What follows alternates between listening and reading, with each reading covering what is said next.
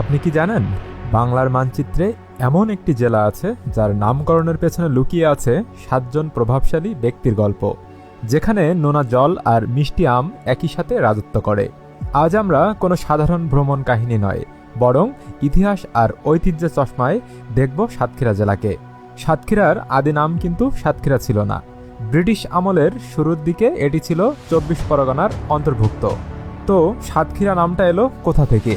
জনশ্রুতি আছে চিরস্থায়ী বন্দোবস্তের সময় নদিয়া থেকে আসা বিষ্ণুরাম চক্রবর্তী নামের এক ব্রাহ্মণ এখানে বসতি স্থাপন করেন। তার উত্তরসূরিদের মধ্যে বিখ্যাত ৭টি পরিবার বা ৭ ঘর মিলে একটি অভিজাত এলাকা গড়ে তুলেছিলেন।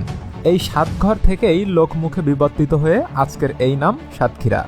সাতক্ষীরাকে বলা হয় বাংলাদেশের ফল ভাণ্ডার।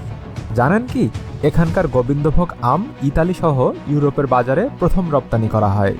সাতক্ষীরার কলরোয়ায় মুন্সিপাড়া জামে মসজিদ, যেখানে এক ইট দিয়ে তৈরি কারুকার্য আপনাকে অবাক করবে, অথচ মানুষ শুধু বাগেরহাটের ৬০ গম্বুজ মসজিদ চেনে। এখানে আছে ঈশ্বরীপুরের যশোরেশ্বরী কালী মন্দির, যা ভারতীয় উপমহাদেশের ৫১টি সতীপীঠের একটি।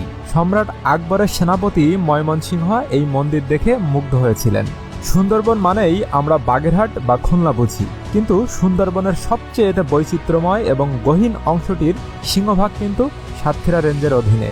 এখানকার নীলডুমুর বা গাবুরার মানুষের জীবনের লড়াই পৃথিবীর আর কোথাও দেখা যাবে না।